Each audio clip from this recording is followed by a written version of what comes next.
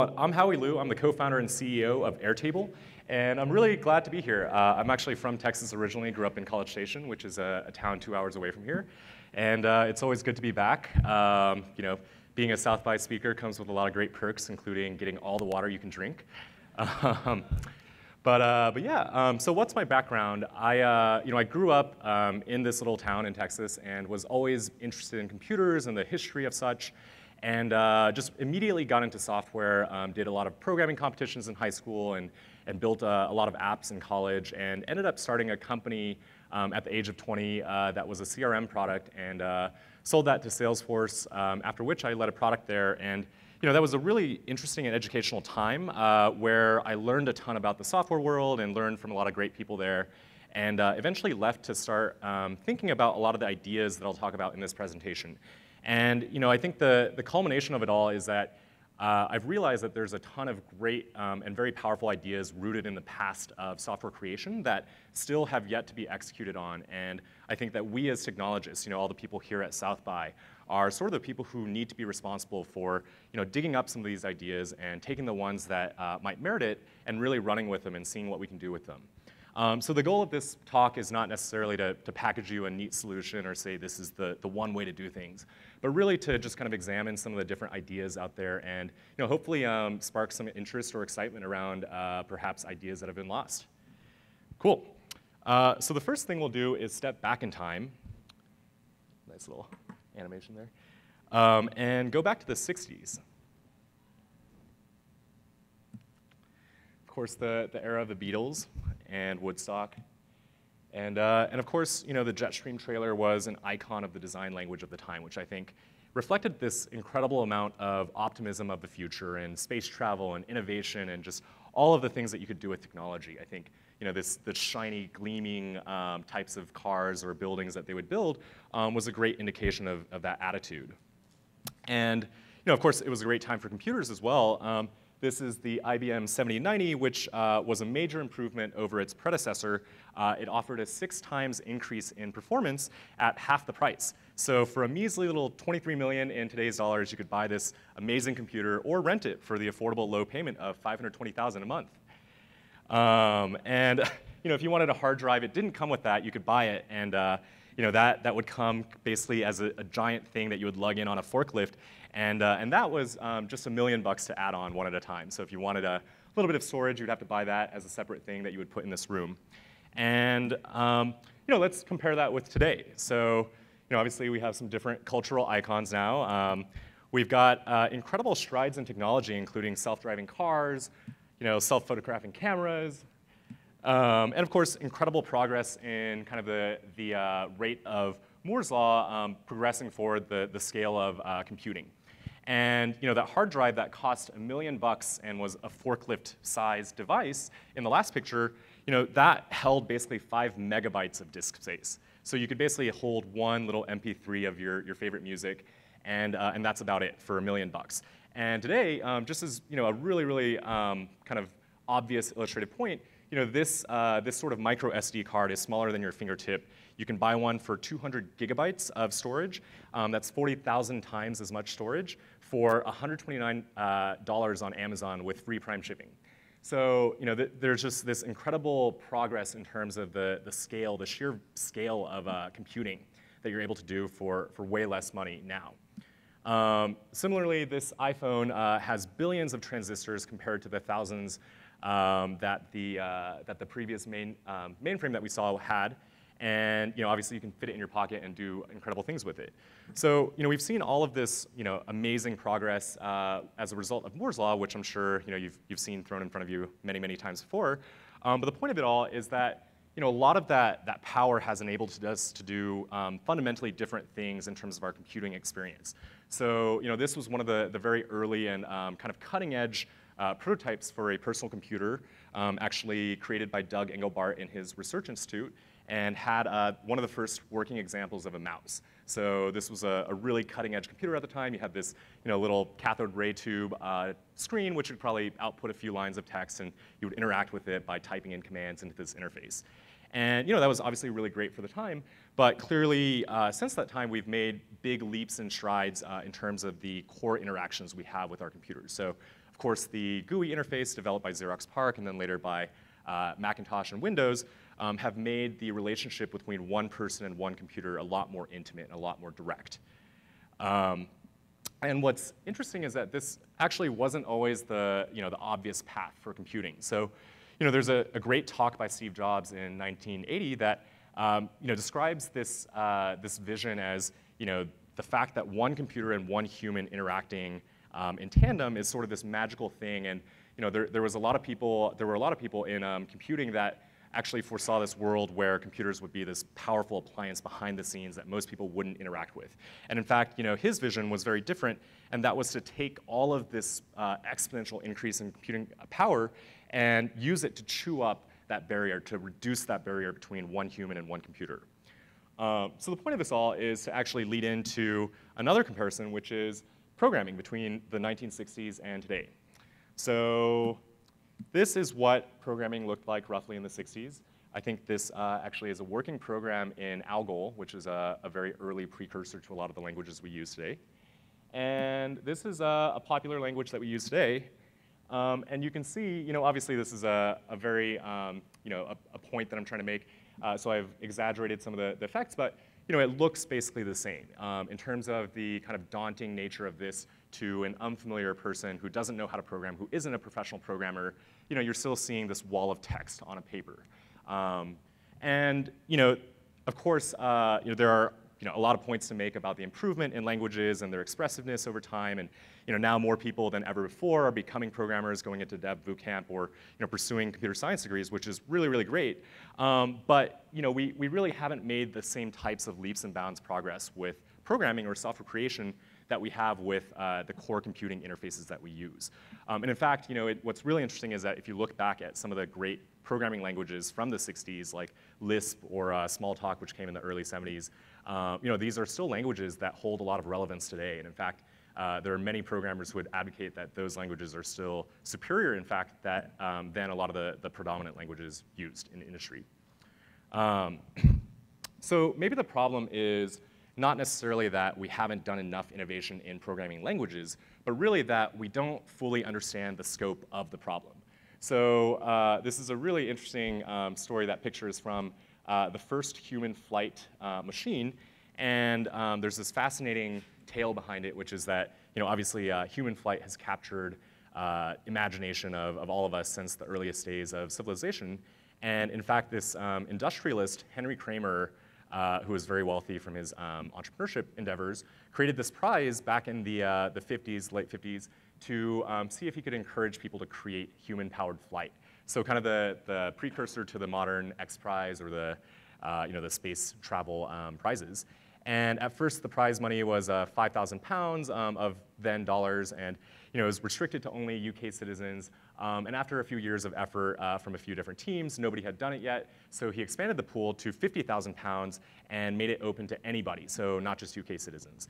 And despite the efforts of many of the greatest airplane engineers of the day, nobody figured out how to do this for 18 years. So literally, there was what is now worth about 400,000 or 500,000 American dollars on the table. Nobody, including the best engineers of the time, could figure out how to do this human-powered flight. And along comes this guy, Paul McReady, who was this brilliant mechanical engineer who, you can see a lot of his talks on TED now. But at the time, he had no experience in air flight or airplanes or airplane design, and his only kind of interest in the field had been doing some hobbyist glider expeditions and competitions, but he definitely was not an aerospace engineer or an airplane engineer by any means. And the story of how he got interested in this problem is pretty funny, actually. He basically had loaned or guaranteed the debt that somebody else, a friend of his, had put towards a startup. And when that startup went under, he was on the hook for $100,000 of then dollars. And being a really, really nice guy, he basically took on that debt and was willing to pay back that obligation. And he was fretting about how he would do so. So It just so happened that one day he realized that the exchange rate between the British pound and the dollar was exactly 1 to 2, and that meant that if you did the math, the Kramer Prize would be worth exactly enough to cancel out this debt. So for no other good reason than the fact that on this particular day, the exchange rate happened to match up to what debt he had, he decided to just kind of pursue this competition and see if he, as a complete newcomer to the field, could do a better job than all of these experts. And fast forward, and basically he was able to win that competition in this incredibly short amount of time. I think it was a year or two at most. And the reason why was that, basically his very naivety was, I think, one of the driving factors in what allowed him to succeed. So all of the other teams had been looking at this as a problem of how do you take existing airplanes and basically, make them so that a human can power them. So, all of the big planes that had been developed during World War I and World War II and then evolved incrementally since then, how could we take one of these big machines made out of aluminum and then adapt it so that a human with only 1/3 of a horsepower could drive it? And of course, this is a hugely challenging problem, and it was no poor reflection on the engineers who were brilliant and specialized of other fields, that they were unable to solve it because they were operating within these very, very tight, narrow constraints. And what Paul did was he basically looked at it from the other angle, which is, we're trying to build a way for humans to take flight. So instead of looking at airplanes as we know them, how do you take a human and then create some way of making them fly? And in fact, the design that he ended up with was pretty radical compared to the others. It was 96 feet wide, weighed only 55 pounds, and the whole thing was extremely cheap to manufacture. It was made with just kind of baleen wire and some plastic basically to create the wings. And so you could basically create them very cheaply and test them and crash them and iterate on them very quickly.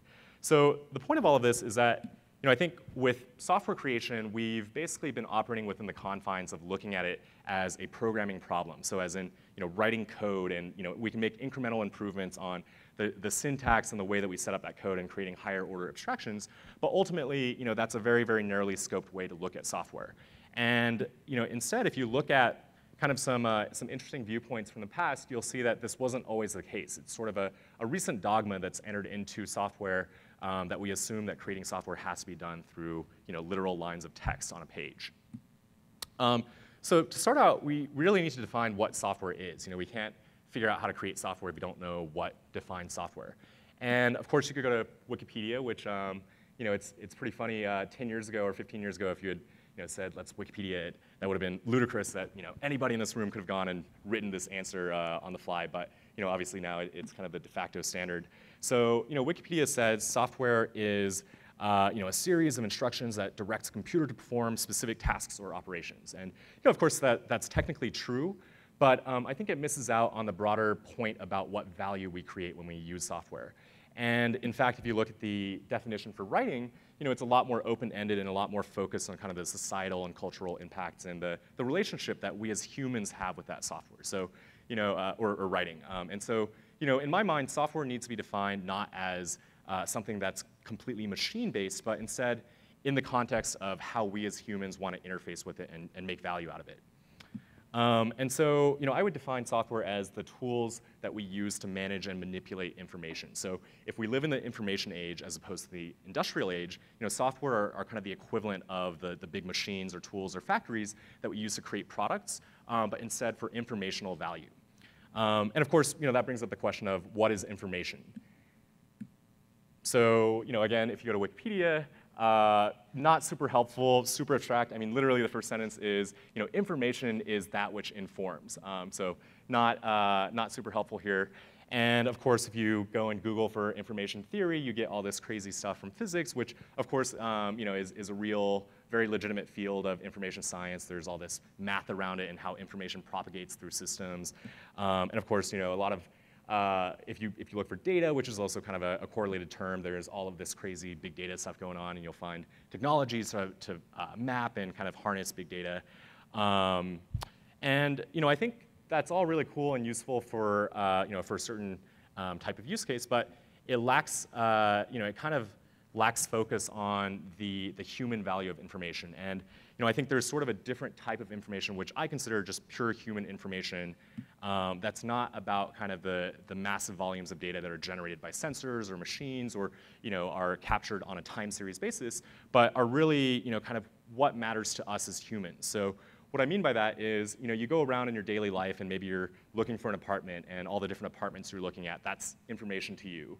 Or you have your favorite coffees and you've got your artisanal brews that cost $8 or $10 or whatever, and that's information that matters to you. Your favorite coffees and like where to get them, the different blends, etc. It could be your Pokemon card collection, or if you're a kid and you're making a lemonade stand, like your inventory and all of your sales and customers, etc. If you're a cattle farmer, it could be cattle. And of course, if you're a filmmaker, you could keep track of all your equipment and actors and scenes and shots, et cetera. And so I think of this as human scale information. So it's information that really represents reality as we know it, and it's sort of the stuff that's very intrinsic to our day-to-day walk around life. And this is the type of information that matters to us. And human software I think of as the software that really enables us to better manage and manipulate that type of scale of information. So there's a great researcher named Bonnie Nardi that nobody has heard of, and I think of her as actually one of the preeminent, if not the best researcher in this field of end-user programming and human-computer interaction. She takes an anthropological and kind of ethnographic study approach to what it means to create software or manipulate computers in this way, and was associated with Apple at the Advanced Technology Group that Donald Norman, another designer that you may have heard of, was part of, and as well as a few other institutions. And anyway, she has this really great book called A Small Matter of Programming, which I highly recommend if you are interested in this stuff, that basically explores all of these different types of ways that you can program a computer. And in this very broad view of programming, it even includes things like making a spreadsheet or creating a style system for a Word document in your word processor.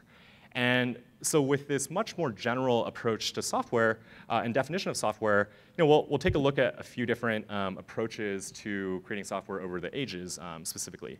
So one that I like to start out with is Logo. So Alan Kay, a great computer visionary, foresaw and created a lot of the early kind of foundational developments in computing, including object-oriented programming, a lot of the GUI concepts, and also foresaw the iPad with his own Dynabook concept, by many decades before. Actually worked on this language along with another set of folks, including an education researcher, Seymour Papert, called Logo. And Logo was very recognizable because heading here. If I they would often turn have this these wheel, you can see that number over there going minus and positive. That's kind of an invitation to pick up this name of those numbers coming out there and to just drop it into the script here. And now I can steer the car with the steering wheel. So he's basically explaining how very... And it's interesting, how much trouble that children have with variables, but by learning it this way in a situated fashion, they never forget from this single trial what a variable is and how to use it. Text. And yet, I have this very, very visual and very directly concrete representation of that that I can use when I'm actually trying to prototype or interact with it. And so by being able to simulate that system and being able to kind of see how my changes affect that system, I can get a much more kind of direct response and feedback and iterative approach to creating software. So really, really cool ideas here around teaching kids how to program. And I think very, very important in terms of if we want to introduce computer science into the educational setting. There's a few different variations of that in more recent times. MIT has a project called Scratch, which is very much based on it's one of your demo videos. I didn't choose and some of the cool things here are the fact that program structure and logic are represented as kind of puzzle pieces. And so, they've kind of come up with this concept that by making puzzle piece shapes out of program flow, you literally can't put together the pieces in an incorrect way or else they won't fit. So you avoid or you kind of teach, especially children, the way to program by giving them these visual affordances that make it harder to mess up and show them exactly how the different logic blocks can interact. And I think this is also really, really cool and very influential in the field of kind of how can we get programming to become a basic form of literacy for kids and onwards. And of course, there's other variations of this, and one of them is a project by Microsoft called Kodu, which is basically an interactive development environment for games. So if you're a kid, you can come in and very quickly see a 3D game that you can build, create different kind of logic and behaviors and workflow. Here you can set up, what happens if you press a button, or what happens if the little character that you can have does something.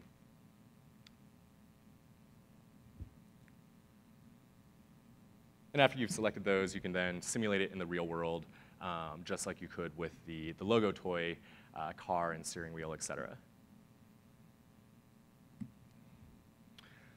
There's another completely separate category of programming approaches that have to do with flow. And so, whereas the text-based programming you saw was very kind of linear and very much based around literal lines of text that are very abstract, flow-based programming tries to visualize the structure and the flow of data through the system with a graphical interface. And this actually originated in the 70s from this IBM programmer, J. Paul Morrison, who you can read more about if you are interested. But it actually has seen a few kind of limited applications in today's world. So Quartz Composer, which is a program built to the Apple's interface, you can build kind of little interactive gadgets and apps using this. So here's somebody creating a little demo of how you can set up a connection between the input of the keys, so in this case, J and K, and then making certain things appear on the page. You can start to kind of build more complicated things with this, so you could actually make a little demo or simulation of like an entire app if you wanted. I believe one of Facebook's recent apps was prototyped in this Quartz Composer approach, although the final production version was built in code. And then there's been a few variations of this as well. So NoFlow was kind of an interesting Kickstarter project a couple years ago that basically was sort of a modern incarnation of this again. And in terms of all of these different kind of visual and radical approaches to programming, Brett Victor is a great resource to look at. So he's this guy who's sort of like the modern day Alan Kay, I would say, and in fact is working with Alan Kay on a lot of these techniques. But he has some great talks on YouTube, including The Future of Programming, which goes back and looks at some of the foundational events that, that laid the groundwork for some of these ideas. So there was the NLS system by Doug Engelbart, there was Sketchpad, and a number of other kind of visual techniques. And one of the interesting takeaways or points that he makes is that the 60s and 70s were this incredible time of innovation for challenging the dogma of programming in a very linear way. And the reason for that was that it was just far along enough in computing to where we had enough power in our technology to actually kind of make some of these things work. So we had enough CPU power to actually create graphical systems, but we hadn't progressed so much that we thought we knew what we were doing. And so basically we were in this state where nobody really knew what programming should look like, and nobody had any assumptions or any credibility around it. And so everybody, all the smart minds in the room, basically kind of threw out radical ideas. And I think that spirit of playful and very curious experimentation was a really important step in kind of the path of creating some of these ideas. And sadly, Brett makes the point that we basically haven't seen a lot of development on those fronts because we have kind of entered this period of dogma where we assume that we know what the right way to program is. And here I'll just kind of show some of his own programming experiments. Tool environments for dynamic things. So tools for working with mathematical systems, for making software, making electronics, animation, tools for making things that have behavior, that do stuff. So you can see, a lot of his personal experiments have to do with kind of combining the actual text-based representation of code with the visual output. So you can really, really see what's going on in the system.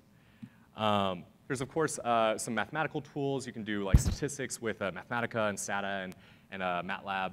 And HyperCard was another interesting example of sort of this precursor to a lot of the programming ideas. Were actually, I guess, a culmination of a lot of these ideas. And long story short, it was this beautifully done program created by Bill Atkinson, who created the graphical operating system at Apple Macintosh. And basically, it allowed people to kind of create their own little programs really simply put, using a drag and drop HyperCard is a software erector set. It lets non-programmers put together interactive information. Mm-hmm. Show us how you actually do this, Bill. You use cards that contain graphics and text and buttons. Mm-hmm. Here I've got a stack of cards, and I can press on this button, and it will take me to another card. Okay, and that button's particular function is get to the next card. Right. You can have lots of buttons to do different things. Okay. Buttons can do things like dialing the phone and taking you to cards and Lots of different Whatever things. you tell it to do? Yeah. Okay. The cards are grouped together into stacks that you put on a floppy disk and can share with somebody else. And you can organize it so that any card can jump to any other card. Is this where you get that notion of hypertext built into the HyperCard system? Yeah, it's kind of the freedom to organize the information according to how things are associated with each other, not just according to the next card in the list. Right, okay. The buttons, as I said, can do lots of things. Here's one that makes a noise and sounds. And you can have lots of different kinds of cards. So a lot of people were building some really cool stuff on HyperCard. In fact, a very popular game of its time, Myst, was entirely created on the HyperCard platform, which is pretty cool. And all kinds of car dealerships were making their inventory tracking systems in HyperCard. Kids were making presentations and kind of explorative interfaces for learning history or science, et cetera, in HyperCard. And what the sad truth about HyperCard is that it may have actually gotten to a more mainstream scale if not for sort of some internal politics that happened at Apple, where basically Steve Jobs never really liked the idea of HyperCard and what it enabled people to do, and so it sort of got shunned into its own little siloed subsidiary of Apple and kind of lost development attention internally and was no longer bundled with every Mac that shipped. So sort of through accident more than probably practical reasons, HyperCard never really came to the mainstream.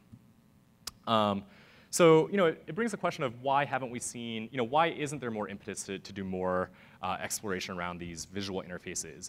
And I think other than the fact that history is very complex and there are even like these minor scuffles in politics of these corporations that have affected the progress for some of these interfaces, I think another aspect is that it's just kind of fundamentally hard to create novel interfaces or novel paradigms, and it requires the designers of these interfaces to take extraordinary burden upon themselves to go out and create a software kit instead of just creating a single purpose, very simple push button app.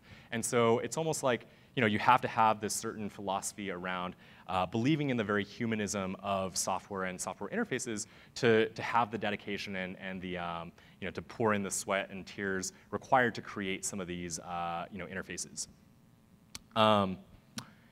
There's a great quote by Butler Lamson, who was part of the Xerox PARC team, and he basically talks about the fact that spreadsheets are sort of the only thing, or the closest thing to end-user programming that has actually seen mainstream adoption.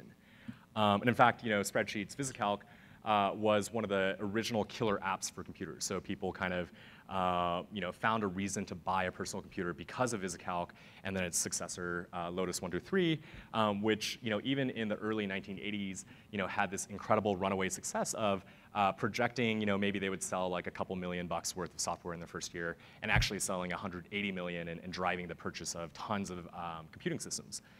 And I think spreadsheets are a really great hint at what we can do with end-user programming. They have a lot of great design properties, so they're very directly manipulable, and they also allow you to express what I consider the most important part of the software model for most people, which is they don't necessarily care about creating the exact interface and the layouts and the where the button goes that you can click in HyperCard, and they don't necessarily care about creating all of this complex logic that you can show in visual data flow diagrams, but really what they care about is how do you model the data that represents the world around you, and how do you create this sort of custom software or software tool that allows you to manage anything from that apartment hunting experience to your own personal card collection. And this is sort of that's the most important degree of freedom for you as a designer if you are trying to build a tool that allows people to kind of harness and manage their information effectively. And there actually was kind of an interesting period in the 80s where we saw a lot of innovation around these kind of very horizontal and very general productivity kits.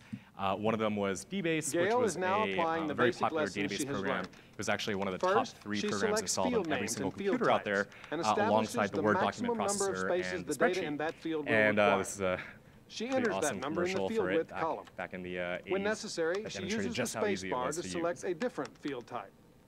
Logical fields clearly require a width of only 1 character. It's called DBase.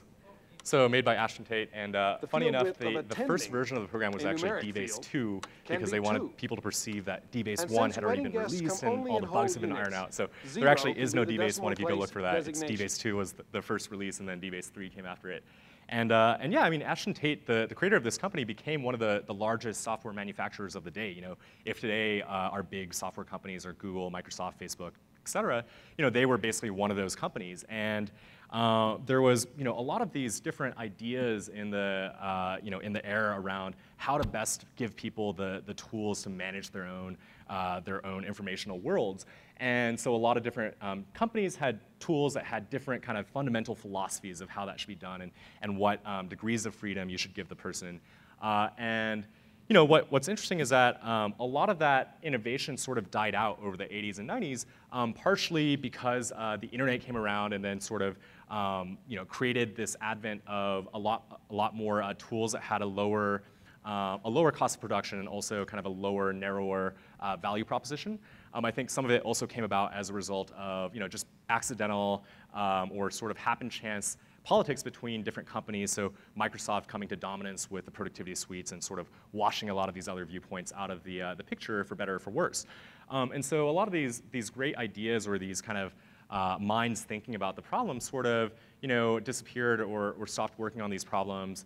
In fact, the guy in that picture on the bottom on the left is Adam Bosworth, who actually worked at Salesforce with me for a little bit and had gone on after creating this database company to create a database called Microsoft Access, which actually became sort of the ugly stepchild of Microsoft after it got shoved to the side in favor of Excel.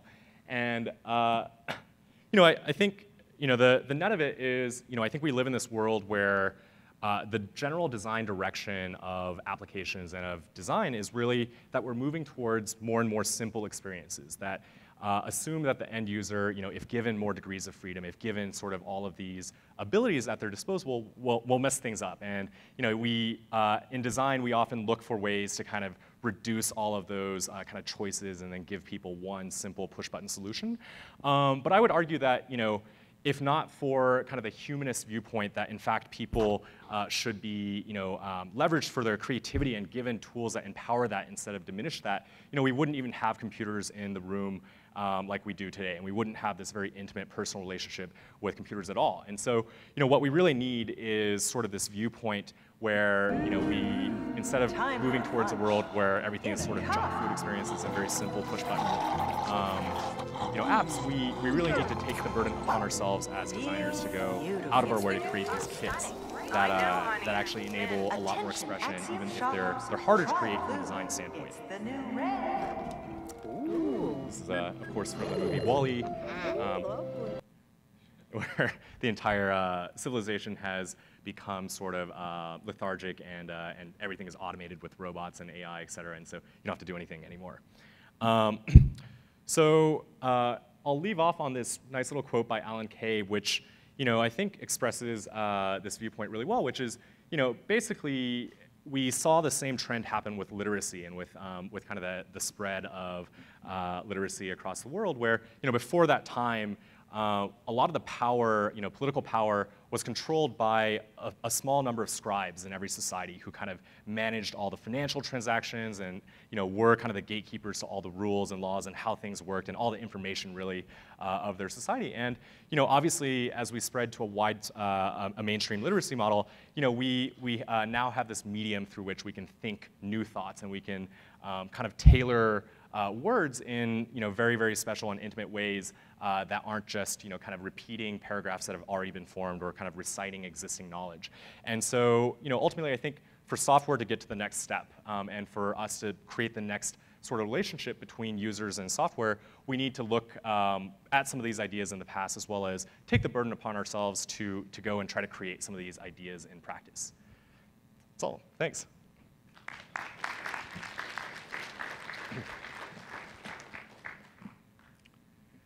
Well, any questions, or everybody want to go to happy hour? Yeah, sure, please. I'm not, actually. Yep. Oh, cool.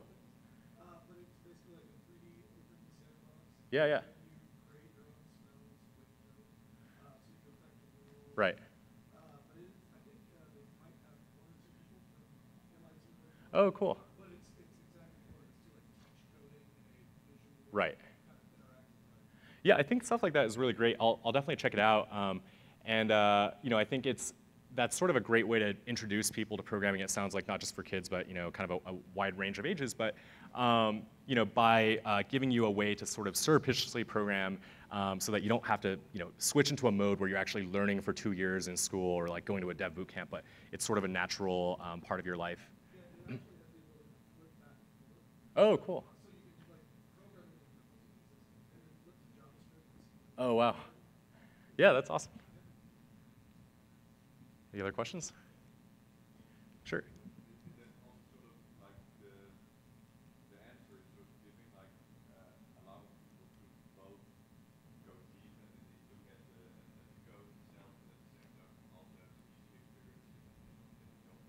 Sure, I think, so absolutely, I think, you know, one of the challenges in creating these kits is to keep the barrier of entry very, very low. So, you know, a lot of people don't want to go and learn how to program for the sake of learning how to program. They want immediate value, whether, you know, they are trying to build some kind of business application or creating a system to manage their own personal life.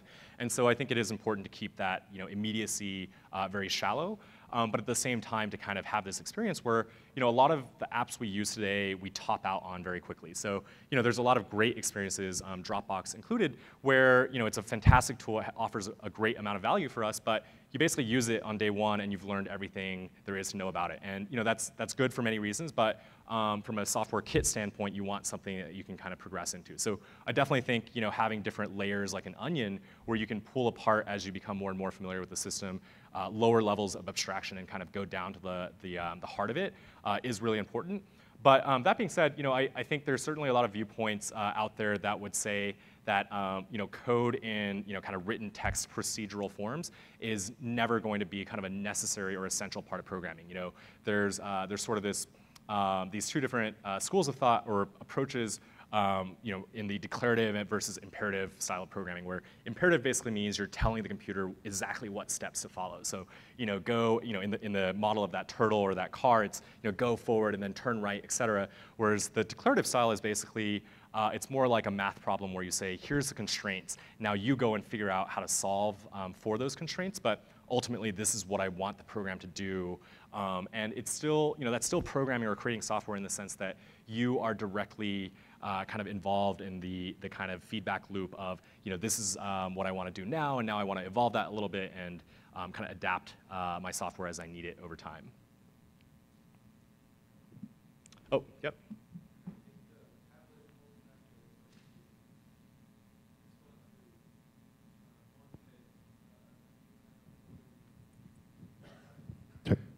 Sure. Do you want to repeat the question? So do you think the tablet form factor, I mean, so far it hasn't, but do you think in the future it will motivate the creation of a new paradigm of programming? Sure. So the question is, will the tablet experience, you know, kind of change things for the future of programming? Does it enable us to do a different type of programming than before? And I think the short answer is yes, absolutely. I think there's sort of two layers to that answer. One is that you know, there's actually, you know, this guy named Charles Simonyi who created Microsoft Office is generally respected as one of the most prolific and kind of competent software engineers of all time. And actually one of the things he's been working on for the past 10 years is figuring out ways to kind of allow people to program on a more meta or a higher level. And a lot of their current direction now involves using large-scale touch interfaces. So interestingly, not even tablets, but his vision is that we'll have these giant kind of surfaces like the Microsoft you know, table surface experiments where you can actually go and manipulate software in that form. And it's going to be pretty transformational in terms of the types of design affordances and the sorts of physical you know, modeling that you can perform there. You know, I think there's a separate answer, which is that, you know, it's not just that programming or software hasn't yet seen much innovation on the tablet form factor, but in general, you know, we still don't have that many creation experiences on in touch interfaces, period. So I think to even get to the point where we can create really kind of broadly encompassing and applicable software kit experiences on tablets, you know, we at least need to start innovating more on, you know, how can you create things and really leverage this sort of this interface where you can directly touch things and have them respond interactively. So I think the answer is absolutely yes. It's going to enable new types of software creation, and one baby step towards that is to just enable more content creation experiences in general. Sure. Oh.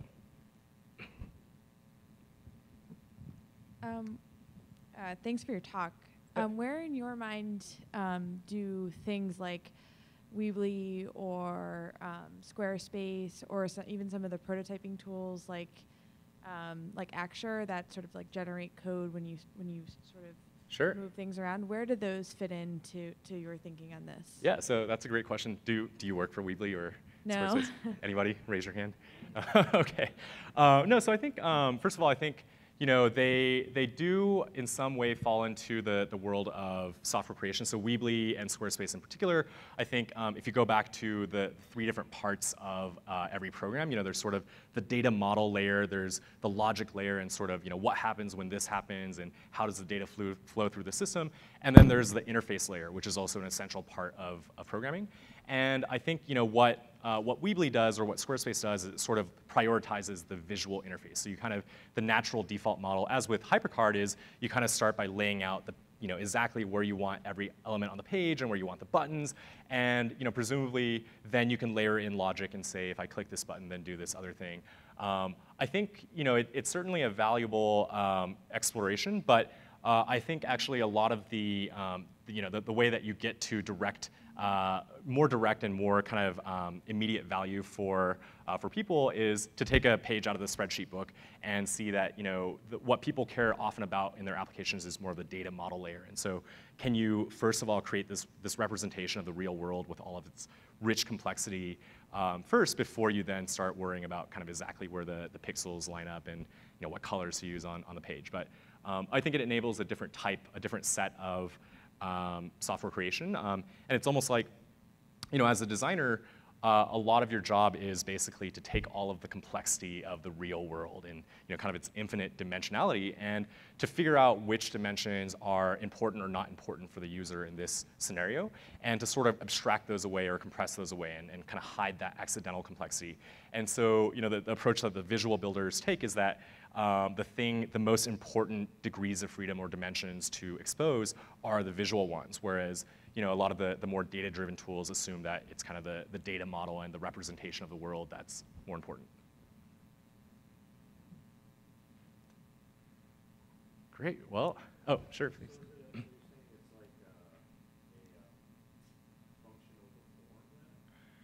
Yeah, a little. Right.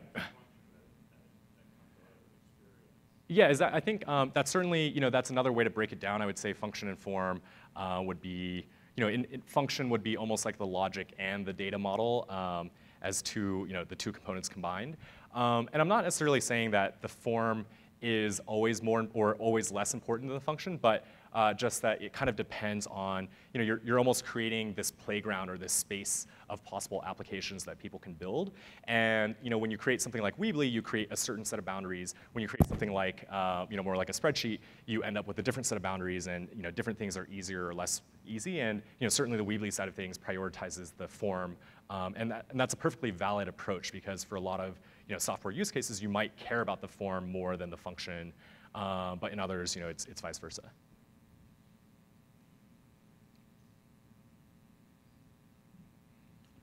All right, well, thank you very much for coming out, and have a great rest of the evening. Oh, please. No, yeah. I want to talk to you. Okay, sure. Yeah, and have a safe and fun night. See y'all.